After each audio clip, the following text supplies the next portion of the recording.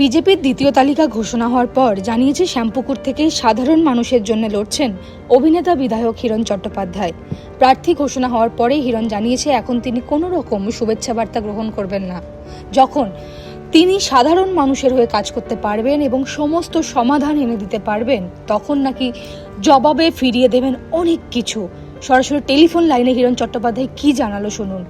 আমি শুনছি তুমি শুভেচ্ছা নিচ্ছ না, প্রথমত না, নিচ্ছি না। সেটা কেন? এত ভালো মানুষের ভালোবাসা, মানুষ তোমাকে চাইছে, তুমি কেন এখন শুভেচ্ছা নিচ্ছ না? না, আমি বলেছি পশ্চিমবঙ্গে 4 মে 2026 যখন ভারতীয় জনতা পার্টির সরকার তৈরি হবে, প্রধানমন্ত্রী নরেন্দ্র মোদীজির সুশাসন প্রতিষ্ঠিত হবে, সেই দিনকে শুভেচ্ছা নেব। এটা কি মনে হয় সত্যি বিজেপি সরকার আসলে দেশ বদলাবে? আমি সেটাতে বিশ্বাস করি। কেউ মা দুর্গা বিশ্বাস করে, কেউ ভগবান মহাদেবকে বিশ্বাস করে, কেউ আল্লাহতে বিশ্বাস করে, কেউ জিসাস খ্রিস্টকে বিশ্বাস করে, কেউ গৌতম বুদ্ধকে বিশ্বাস করে। আশা করি তুমি আমার যে ধর্ম, আমার যে বিশ্বাসকে তুমি আঘাত করবে না। না না, একদমই তাই। কিন্তু এই যে দর্শকের মানুষের, সাধারণ মানুষের এত প্রশ্ন, এবং তোমার দর্শকরা প্রশ্ন তুলছে যে যেই সরকার আসুক না কেন বারবার তো পরিবর্তনে কথা বলেই আসছে, কিন্তু পরিবর্তন হচ্ছে না। এত রকম আমরা স্ক্যান্ডেল আশেপাশে দেখতে পাচ্ছি, এগুলো কি হিরণ চট্টোপাধ্যায়কে নাড়া দিচ্ছে? বুঝলাম না। এই যে মানুষের এত এত প্রশ্ন, তোমার দর্শকের প্রশ্ন, সাধারণ মানুষের প্রশ্ন, যে যেই সরকারই আসুক না কেন আশেপাশে প্রচুর স্ক্যান্ডেল ছড়িয়ে যাচ্ছে দিনের পর দিন। সেইখান থেকে যে কোনো সরকারই আসুক না কেন, হিরণকে কি ব্যক্তিগতভাবে এই স্ক্যান্ডেলগুলো আঘাত করছে বা নাড়া দিচ্ছে? না, দেখো, ভারতীয় জনতা পার্টি 2014 থেকে তো ভারতবর্ষের সরকার চালাচ্ছে। এখনো অব্দি দুর্ভাগ্যবশত কেউ কোনো স্ক্যাম কিন্তু খুঁজে বার করতে পারেনি। তুমি পেরেছো? আমি জানি না ঠিক। না, এই যে এত রকমের সরকারকে নিয়ে প্রশ্ন ওঠে। আমি প্রশ্ন করছি তো, প্রথম তুমি প্রশ্ন করেছো, আমি তোমাকে উত্তর দিচ্ছি। আমি বলছি যে ভারতীয় জনতা পার্টি 2014 থেকে কেন্দ্রের সরকার চালাচ্ছে। তুমি কি কোনো স্ক্যাম বার করতে পেরেছো? বা ভারতবর্ষের কোনো জনতা বা পাবলিক বা সিটিজেন বা সরকার বা আদালত, সিবিআই, ইডি, পুলিশ, কেউ কি কোনো স্ক্যাম? আমার সাংবাদিকতার জীবনে এখনো অবধি আমার নখদর্পণে আসেনি এরকম কোনো স্ক্যাম। তবে এই যে প্রশ্নগুলো, যে এই রাজ্য পশ্চিমবঙ্গ, সেই পশ্চিমবঙ্গে কি ভারতীয় জনতা পার্টি কখনো সরকার তৈরি করেছে আজ অব্দি? 1947 সালের পর থেকে করেনি তো। কংগ্রেস করেছে, 76 সালের পরে তোমার সিপিআইএম করেছে, এবং সিপিএম এর ভোট সেই সময় হয়েছিল কিন্তু এমার্জেন্সি ডেকে। মানে জানো কিনা জানি না, সিপিআইএম যে সরকারে এসেছিল তখন কিন্তু এখানে পশ্চিমবঙ্গে এমার্জেন্সি ঘোষণা করা হয়েছিল, তারপরে ভোট হয়েছিল, তবে সিপিএম আসতে পেরেছিল। মানে কংগ্রেসের সেই ভয়ঙ্কর সেই সময়তে সিপিএম আসতে পারতো না, নিরপেক্ষ ভোট হতে পারতো না। এবং তারপরে 2011-তে সোনিয়া গান্ধী পুরোপুরি সেন্ট্রাল ফোর্স পাঠিয়ে পশ্চিমবঙ্গেতে নিরপেক্ষ ভোট করিয়েছিলেন বলে মমতা ব্যানার্জি সরকারে এসেছিলেন 2011-তে। যদি সোনিয়া গান্ধী সেই সময় সেন্ট্রাল ফোর্স পাঠিয়ে নির্বাচন কমিশনকে নিরপেক্ষভাবে ভোট না করাতে বলতেন, তাহলে কিন্তু পশ্চিমবঙ্গে 2011-তে টিএমসি আসতো না। তো কংগ্রেস দেশ স্বাধীন হওয়ার পর থেকে, তারপরে 76-এর পরে সিপিএম সরকার 2011 অব্দি, এবং 2011 থেকে গত 15 বছরে তৃণমূল সরকার। তো এখানে আমাদের পশ্চিমবঙ্গের পার ক্যাপিটা ইনকাম কমেছে। পার ক্যাপিটা ইনকাম সারা ভারতবর্ষে যতগুলো অন্যান্য রাজ্য আছে, যে পিছিয়ে পড়া রাজ্য ছিল উড়িষ্যা, বিহার, তার থেকেও এখন পশ্চিমবঙ্গ পিছিয়ে গেছে। পশ্চিমবঙ্গের একটা মাত্র জেলা পশ্চিম মেদিনীপুরেতে 122 জন কৃষক আত্মহত্যা করেছে। তার আরটিআই রিপোর্ট আমি পশ্চিমবঙ্গ বিধানসভাতে একমাত্র বিধায়ক পশ্চিমবঙ্গের 294 জনের মধ্যে, যে পশ্চিমবঙ্গ বিধানসভাতে 122 জনের আরটিআই রিপোর্ট নিয়ে পেশ করেছিলাম। তাতে তারা আমার বলার পরে সেই কৃষিমন্ত্রী বলল, না, মুখ্যমন্ত্রী মমতা বন্দ্যোপাধ্যায় ভুল মিথ্যে তথ্য দিয়েছেন। উনি মুখ্যমন্ত্রীর তথ্যকেই বললেন যে উনি ভুল দিয়েছেন, যেহেতু উনি কৃষক। এটা কোন সরকার, যে সরকারে কৃষক মন্ত্রী মুখ্যমন্ত্রীর রিপোর্টকে বলে মিথ্যে, ভুল? মুখ্যমন্ত্রী রিপোর্ট দিয়েছিলেন 122 জন কৃষক আত্মহত্যা করেছে 2021-এ, শুধু পশ্চিম মেদিনীপুর থেকে, যদি আমি ওখানকার বিধায়ক ছিলাম। আমার বলার পরে কৃষিমন্ত্রী বলছে না না, মুখ্যমন্ত্রী মিথ্যে বলেছেন।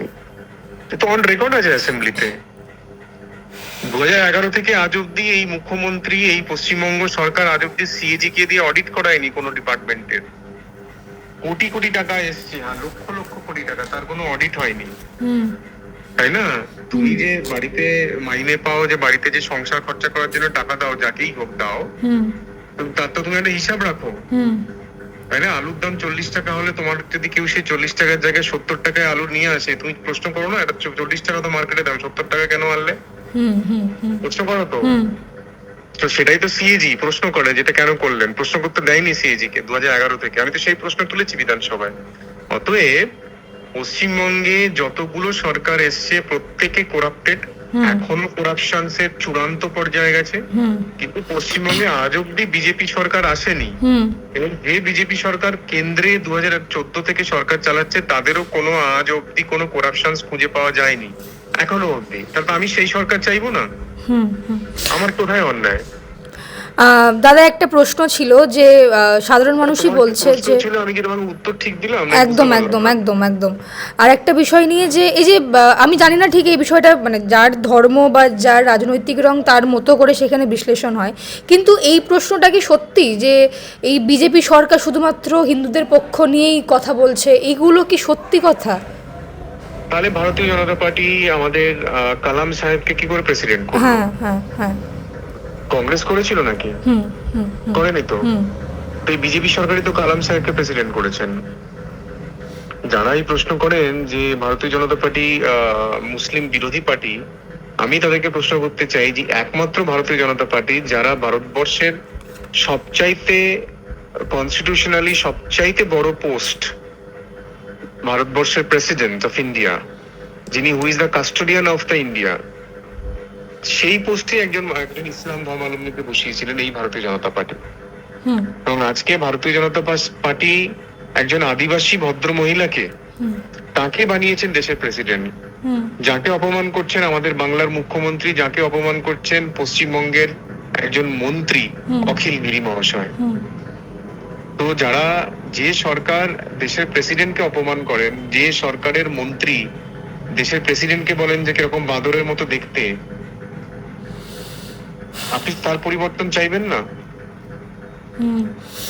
যে রাজ্যতে আপনার মতো সাংবাদিকরা নিরাপদ নয়, যে রাজ্যে আপনার বোন একজন ডাক্তার সে নিরাপদ নয়, যে রাজ্যে আপনার একজন ভাই যে শিক্ষক সে নিরাপদ নয়, যে রাজ্যে আপনার মা নিরাপদ নয়, কারণ আপনাকে মুখ্যমন্ত্রী বলছেন যে আপনি সাংবাদিক হন আর আপনার মা হন কি বোন হন, আপনারা সূর্যের আলোর বাইরে, সূর্যের আলো চলে গেলে আপনারা ঘর থেকে বেরোবেন না, আপনি সেই মুখ্যমন্ত্রীকে চেঞ্জ করবেন না? তো কবে চেঞ্জ করবেন? কাকে চেঞ্জ করতে চাবেন আপনি? তা আপনি অ্যাকসেপ্ট করেন যে আপনি সন্ধ্যাবেলা পরে ঘর থেকে বেরোবেন না?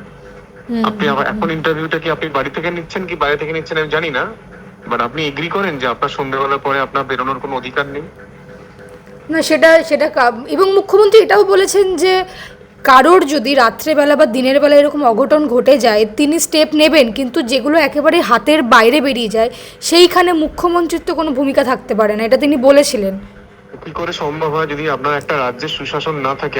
আমি তো সুইজারল্যান্ডেও গেছি, আমি তো নভেম্বর ডিসেম্বর মাসে সুইজারল্যান্ডের যে সবচাইতে বড় বিশ্ববিদ্যালয় ইতাহে জুরিক ইউনিভার্সিটি, তারা তো আমাকে ইনভাইট করেছিল, আমি গিয়েছিলাম। আপনি শুনেছেন সুইজারল্যান্ডেতে ওখানকার সরকার বলেছে যে আপনারা ঘর থেকে বেরোবেন না সন্ধ্যেবেলা, আমরা ঘর থেকে বেরোলে আমাদের কোনো দায়িত্ব নেই, বা কিছু হয়ে গেলে আমাদের দায়িত্ব নেই। আপনাকে তো সিস্টেম যদি আপনি ভালো করেন তাহলে আপনার রাজ্যেতে কোনো অঘটন কেন ঘটবে, তাই না?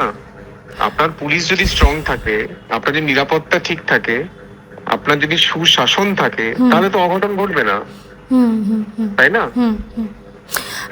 একটা দুটো ঘটেনি, একটা জল করছে একটা হাসপাতাল, সেখানে অন ডিউটি একজন ডাক্তার রেপ হলেন, মার্ডার হয়ে গেলেন, এটাকে আপনি এর দায়িত্ব আপনি এড়াতে পারেন?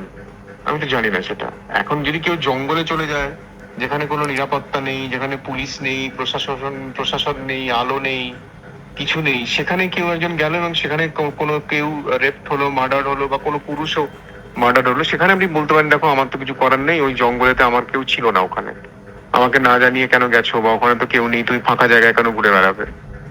কিন্তু একটা জলজান্ত একটা হাসপাতাল যেখানে রোগীদেরকে বাঁচানোর জন্য, অভয়ের মা তো বিজেপির প্রার্থী হচ্ছেন, তাহলে এই বিষয়টা নিয়ে এ তো অত্যন্ত ভালো কাজ করেছেন, কারণ উনি এতদিন ধরে যারা আইন রক্ষা করেন তাদেরকে প্রার্থনা করেছেন যে আমার মেয়েকে জাস্টিস এনে দাও, এবং উনি যে সিদ্ধান্ত নিয়েছেন যে না, যারা আইন রক্ষা করে তার উপরে উনি যাবেন, উনি নিজে আইন প্রণেতা হবেন। মানে একজন লেজিসলেটর মানে তো একজন ল মেকার। তো এই যে উনি ল মেকিং এর জায়গায় পৌঁছবেন এবং সেখানে অ্যাসেম্বলি ফ্লোরেতে উনি চাইবেন জাস্টিস, আমার মনে হয় সেখানে উনি পাবেন। আমরা ওনার শুনছিলাম যে মেয়ের আত্মার অভয়ার শান্তি পাবেন। মা মানসিকভাবে সুস্থ নয় রাজনৈতিক দলে আসার জন্য, কোনো রঙের জন্যই তিনি এখন রেডি নন আসতে। তো সেই ক্ষেত্রে এমন কোন ভরসা বা বিশ্বাস বিজেপি পার্টি দিল যে যার জন্য এই স্টেপটা নিতে তিনি বাধ্য হলেন? এবং না, উনি তো ল মেকার হতে চাইছেন না। উনি দেখুন, আপনাকে তো ল মেকার হতে গেলে কোনো না কোনো দলের পক্ষে যেতে হবে, তাই না? হুম হুম একটা নির্দল হয়ে যেতে পারেন বা কোনো রাজনীতির দলের হয়ে যেতে পারেন, সেখানে কিন্তু আপনি অন্যায়ের বিরুদ্ধেই কথা বলবেন। আমি তো বলছি আপনাকে 294 জন বিধায়ক যে ছিলেন পশ্চিমবঙ্গে তো গত 5 বছর, আপনি আমার রেকর্ড দেখে নিন, আরটিআই করে দেখে নিন যে 5 বছরে কোন বিধায়ক কোন কোন প্রশ্ন তুলেছে। আপনি দেখে নিন, সেটা দেখবেন সবচাইতে বেশি প্রশ্ন তুলেছি আমি। সিএজি কেলেঙ্কারি নিয়ে আমি বলেছি, ট্রেজারি কেলেঙ্কারি নিয়ে আমি বলেছি, West Bengal right to public service commission নিয়ে আমি বলেছি, স্কচ অ্যাওয়ার্ড এরা ঘুষ দিয়ে পয়সা দিয়ে কিনে এরা স্কচ অ্যাওয়ার্ড নিয়েছে, তার আমি চেকের নাম্বার ডেট পর্যন্ত তুলে দিয়েছি বিধানসভাতে। আমি বকটুইয়ে যে হত্যা করা হলো 13 জন মুসলিম মা বোনদেরকে একটা ঘরের মধ্যে বন্দি করে রেখে বাইরে থেকে তালাচাবি মেরে আগুন জ্বালিয়ে দিল। মুসলিমরাই মুসলিম ভাই বোনদেরকে, মানে একটা ছোট্ট জলজান্ত বাচ্চা মেয়ে 11 বছর বয়স তার, সে তার মায়ের সামনে ওখানে জ্বলে পুড়ে শেষ হয়ে গেল। তার কি কোনো আজ অব্দি বিচার হয়েছে? আমি তো এই সমস্ত প্রশ্ন তুলেছি বিধানসভাতে। আচ্ছা আচ্ছা দাদা, আর একটা বিষয় যে রুদ্রনীল ঘোষ তোমাকে অনেক অনেক অভিনন্দন জানিয়েছে, এবং তোমার যখন আমরা টিকিট ডিক্লিয়ার হয়নি তার আগে অবধি আমরা শুনছিলাম যে হিরণ চট্টোপাধ্যায় কি সত্যি টিকিট পাবেন, এই নিয়ে একটা জল্পনা চলছিল। তো তুমি রুদ্রনীল ঘোষকে কি বলতে চাইবে? দেখো, আমি গত সপ্তাহতেই একটি মানে ভারতবর্ষের একটি অন্যতম টিভি চ্যানেলে প্রায় 1 ঘন্টার কাছাকাছি ইন্টারভিউ দিয়েছিলাম, ভারতবর্ষের একটি অন্যতম চ্যানেলকে। সেখানে আমি বলেছিলাম যে আমার বন্ধু রুদ্রনীলকে এবং আমার বন্ধু অনির্বাণকে, এদেরকে তৃণমূল সরকার কাজ দেয়নি, কাজ দিচ্ছে না, এদেরকে ব্যান করে রেখে দিয়েছে। আমাকেও 2021 থেকে ব্যান করে রেখে দিয়েছে, রুদ্রনীলকেও করেছে, অনির্বাণকেও করেছে। তো সেই জন্য আমরা যারা অভিনেতা, আমরা একজন আরেকজনের পাশে আছি এবং ছিলাম, আছি এবং থাকবো। এবং রুদ্রনীলের সঙ্গে আমার অত্যন্ত আত্মিক সম্পর্ক, এবং ও একজন অত্যন্ত দক্ষ অভিনেতা, এবং ও অত্যন্ত একজন বিচক্ষণ এবং সচেষ্ট এবং অত্যন্ত সুবক্তা এবং খুব ভালো রাজনীতিবিদ। এবং আমার লোকসভার প্রচারে, আমি যখন ঘাটার লোকসভায় প্রার্থী ছিলাম, সেখানে রুদ্রনীলকে আমি আমন্ত্রণ জানিয়েছিলাম, ও সারা দিন আমার জন্য প্রচার করেছিল। সেজন্য আমি অত্যন্ত খুশি হয়েছি যে ওকে শিবপুরেতে নিজের জন্মস্থানেতে, নিজের পাড়ায়, নিজের জায়গায় ওকে এবারে প্রার্থী করা হয়েছে। ও আগেরবারেও চেয়েছিল এবং সেটাতে এবারে যে বিজেপি ওকে দিয়েছে, এর জন্য আমি অত্যন্ত আমার পার্টির কাছে কৃতজ্ঞ যে আমার বন্ধু যথাযথ জায়গা পেয়েছে এবং সেখানে ও এবারে বিপুল ভোটে জয়ী হবে। এবং আমি পার্টির কাছে এটাতেও কৃতজ্ঞ যে আমাকে আমার জন্মস্থান, যেখানে আমি জন্মেছি, আমার মাটি, আমার রক্তের জায়গাতে আমাকে পার্টি আমাকে ফিরিয়ে এনেছে। উলুবেড়িয়াতে আমার জন্ম, শ্যামপুরেতে আমার মামার বাড়ি। আমার ছোটবেলা মায়ের হাত ধরে আমি বাসে করে 1 ঘন্টা বোয়ালিয়া যেতাম, বোয়ালিয়া থেকে নৌকা পার করতাম মায়ের সঙ্গে, ওই নদী পেরিয়ে ওপারে যেতাম, এবং তারপরে ওখান থেকে মাটির বাঁধ ধরে ধরে, বোয়ালিয়ার বাঁধ ধরে ধরে 1 ঘন্টা হেঁটে মামার বাড়ি পৌঁছতাম। আমার মা বাবা, দাদু অশ্বিনী ভট্টাচার্য ওখানকার হেডমাস্টার মশাই ছিলেন, আমার ছোট দাদু ওখানকার স্কুলের মাস্টারমশাই ছিলেন, আমার মামা ডাক্তার, আর এক মামা ইঞ্জিনিয়ার, আর এক মামা শিক্ষক। তো সেই জন্য আমার শ্যামপুর, আমার জন্ম, আমার রক্ত, আমার মাটিতে ফিরিয়ে দেওয়ার জন্য আমিও অত্যন্ত ভাবে কৃতজ্ঞতা জানাই আমার ভারতীয় জনতা পার্টিকে। এবং শ্যামপুরের মানুষ 50 বছর আগে যখন মা ওখানে যেতেন, তখনও হাসপাতাল ছিল না, আজও হাসপাতাল নেই। এখনো মানুষ অসুস্থ হলে মানুষকে ওখান থেকে নিয়ে আসতে হয় উলুবেড়িয়াতে, যেখানে আমার জন্ম। তো এখনো মানুষকে ওখানে অসুস্থ হলে অ্যাম্বুলেন্সে করে বা যেভাবে হোক তাকে উলুবেড়িয়াতে নিয়ে আসতে হয়। আর এখনো ওখানে ব্রিজ নেই, যেখানে আমি নৌকা পার করতাম মায়ের হাত ধরে, সেখানে এখনো সেই নৌকা দিয়েই পার হতে হয় নদীতে, এখনো নেই। তখনও কোনো ভালো কলেজ ছিল না, কারণ আমার মামারা উলুবেড়িয়াতে আমাদের বাড়িতে থেকে এসে পড়াশোনা করেছে। আমার মামারা, আমার দুর্গাপুরে আমাদের ওই শ্যামপুরের মামারা আমার বাড়িতে মানে আমার বাবা সবাইকে নিয়ে এসে পড়াশোনা করিয়েছিলেন, মানে কলেজ লাইফটাতে। কলেজ ছিল না ওখানে, আজও নেই। তো ফলে শ্যামপুর 50 বছর আগেও যেমন ছিল একই জায়গায় আছে। তো আমি সেই সৌভাগ্য পেয়েছি যে আগামী 5 বছর নরেন্দ্র মোদীজির আশীর্বাদে শ্যামপুরে প্রথম কাজ হবে আমার একটা সুপার স্পেশালিটি হসপিটাল করা। এটা একটা বিরাট বড় কাজ হবে এবং আমার মায়ের আত্মা শান্তি পাবে এবং শ্যামপুরের সমস্ত মানুষ তারা যেভাবে বঞ্চিত, তারা যেন সেই বঞ্চনা থেকে মুক্তি পান। এটা আমার প্রথম কাজ হবে। আর যে নৌকা পেরিয়ে আগেও যেতাম, এখনো নৌকা পেরিয়ে যেতে হয়, সেখানে একটা ব্রিজ করবো আমি, মানে আমরা সবাই মিলে নরেন্দ্র মোদীজির আশীর্বাদে। এটা একটা বিরাট কাজ হবে।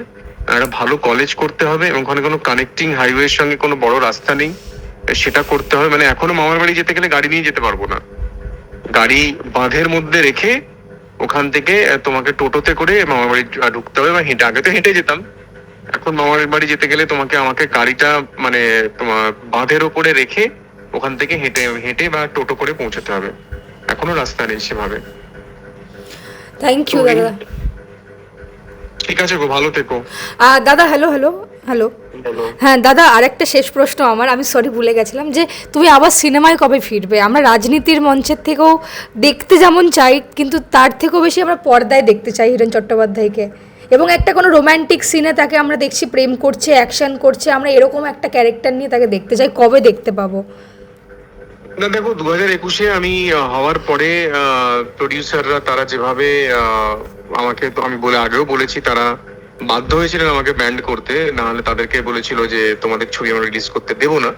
আমাকে বন্ধুরা ফোনও করেছিল যারা আমার দীর্ঘদিন ধরে, যাদের সঙ্গে আমি সিনেমায় কাজ করেছি, আমার প্রডিউসার বন্ধুরা, যে তুই তো জিতে গেছিস, তুই এখন টিএমসি চলে আয়, তাহলে আমরা তোকে নিয়ে সিনেমা করতে পারবো। তো ফলে 2026-এ বিজেপি সরকার এলে আবার আমরা সিনেমা করব, আবার অভিনয় করব, চুটিয়ে কাজ করব। আচ্ছা, শিল্পীদের গায়ে কি কোনো রাজনৈতিক রং রাখতে পারে? দেখুন, আমি তো সবচেয়ে জ্বলন্ত উদাহরণ আপনাদের সবার সামনে। আমি তো 2020-তে জানুয়ারি মাসের 10 তারিখে আমার লাস্ট ছবি রিলিজ হয়েছিল জিও জামাই, এবং তারপরে কোভিড, ভয়ঙ্কর কোভিড, এবং তারপরে আমি বিজেপি জয়েন করি। এবং তারপর থেকে আজ অব্দি কোনো প্রডিউসার অফারই করেনি। যতবারই ফোন করেছি বলছে দেখ ভাই, আমি তো ছবি তো বানিয়ে দেবো, আমাকে তো রিলিজ করতে দেবে না। এবং আজকে দেব যেভাবে সচেষ্ট হয়েছে, দেব পর্যন্ত বলছে যে আমাকে তৃণমূলের অমুক নেতা, অমুক মন্ত্রীর ভাই পরিষ্কার হুমকি দিচ্ছে, ব্যান করে দেবে। আপনারা দেখতে পাচ্ছেন যে কিভাবে এই যে আমি যেটা বলে আসতাম, অনেকে হয়তো সেটাকে খুব সিরিয়াসলি নিত না, ভাবতো আরে হিরণ কি বলছে। এখন দেব পর্যন্ত বলছে, তাকে তো পরিষ্কার হুমকি দিয়েছে একজন মন্ত্রীর ভাই, তৃণমূলের নেতা, যে তাকেও ব্যান করে দেওয়া হবে। তো আমাকেও ব্যান করে দিয়েছিল 2021 থেকে। প্রডিউসারদেরকে বলে দিয়েছিল ভাই ওকে কাজ দিলে তোমাদের ছবি রিলিজ করতে দেবো না। এটা সিস্টেম পশ্চিমবঙ্গে এভাবে। ভারতবর্ষের কোনো জায়গায়, কোনো রাজ্যেতে, না বোম্বেতে আছে, না তোমার কি বলে তেলুগু ফিল্ম ইন্ডাস্ট্রিতে আছে, না তামিল ফিল্ম ইন্ডাস্ট্রিতে আছে এরকম পলিটিসাইজেশনস। বাংলাতে এত রকমের প্যাচ বা বাঙালির মধ্যে এত রকমের প্রবণতা যে মানুষকে সবসময় নিচে নামিয়ে দেবে, কাজ করতে দেবে না, এগুলো কেন হয় বলে মনে হয়? এখানে কি শিল্পীর অভাব জন্য এটা হয়, না মানুষের কাজের অভাবের জন্য হয়? না, এটা দেখো, পশ্চিমবঙ্গে যেহেতু কমিউনিজম একটা বিরাট সময় ছিল, তো কমিউনিজম মানুষের মনটাকে অনেক ছোট করে দিয়েছিল। কারণ কমিউনিজমের প্রথম ধারাই তো যে ভারতবর্ষের আদর্শ নয়, এটা চীন থেকে এসছে, রাশিয়া থেকে এসছে। এই যে সিটি সিনেমার হয়ে আমাকে ফোন করছো বা তুমি বাট কথা বলছো কোনো আমেরিকার জার্নাল হয়ে, না এই সিটি সিনেমা কি, আমার তো আমেরিকার অমুকের হয়ে আমার কাজ করতে ভালো লাগে। তুমি কাজ করো সিটি সিনেমার, তুমি সারাক্ষণই বলো না না আমার আদর্শ আমেরিকার অমুক জার্নাল, অমুক নিউজ পেপার, অমুক চ্যানেল, তাহলে আমার তোমার প্রতি কি বিশ্বাস থাকবে বলো? তো এমন একটা কমিউনিজম 34 বছর ব্রেন ওয়াশ করে দিয়েছে এখানকার মানুষের, যে ফলে তাদের মনটা অনেক ছোট হয়ে গেছে। উন্মুক্ত মন যেটা ছিল কলকাতায়, পশ্চিমবঙ্গেতে, আমার মনে হয় যেটা বিরাট কারণ। এবং তারপরে যখন তৃণমূল এসছে, ফলে সেইটাকেই কন্টিনিউয়েশন হয়েছে। এই জিনিসটাই একটা কন্টিনিউয়েশন হয়েছে, সেটাতে সেখানে বেরোতে পারেনি। শিক্ষা শেষ, স্বাস্থ্য শেষ, সমস্ত কিছু শেষের পথে। ফলে একমাত্র আশা ভরসা একটা অল্টারনেটিভ আছে, আর তো কোনো অল্টারনেটিভ নেই এই মুহূর্তে। ভারতীয় জনতা পার্টি ছাড়া কি তোমার কাছে কোনো অল্টারনেটিভ আছে পশ্চিমবঙ্গে? নেই তো। অতএব যেটা আছে সেটা কি আমরা আঁকড়ে ধরবো? মানুষ বাঁচবার আগে সমুদ্রে যে তুমি হাবুডুবু খাও, তুমি যে বাঁচবার আগে তো এক টুকরো তুমি কাঠের পাটাতন পেলে তুমি সেটা ধরেই বাঁচার চেষ্টা করবে। তো আমার মনে হয় পশ্চিমবঙ্গের একমাত্র আশা ভরসা ভারতীয় জনতা পার্টি। দেখা যাক না, আজ অব্দি তো 1947 সাল থেকে কোনোদিনও পশ্চিমবঙ্গে তো বিজেপি কখনো সুযোগ পায়নি। যদিও বিজেপির প্রতিষ্ঠা এই পশ্চিমবঙ্গে, যদিও RSS এর প্রতিষ্ঠা এই পশ্চিমবঙ্গে, কিন্তু সেখানেই পশ্চিমবঙ্গে আজ অব্দি শাসন করার সুযোগ পায়নি। যদি সুযোগ পায় একবার সরকার করার, একটা 5 বছর মানুষ দিয়ে দেখুক এই সরকার কি করে পশ্চিমবঙ্গের জন্য। আমিও দেখবো। ঠিক ঠিক ঠিক, থ্যাংক ইউ দাদা, থ্যাংক ইউ। হ্যাঁ, ভালো থেকো। টলিউডের latest update, gossip and entertainment পেতে সাবস্ক্রাইব করুন শুধুমাত্র সিটি সিনেমা, আর ফলো করুন সিটি সিনেমার Instagram, Facebook, Twitter and ShareChat page.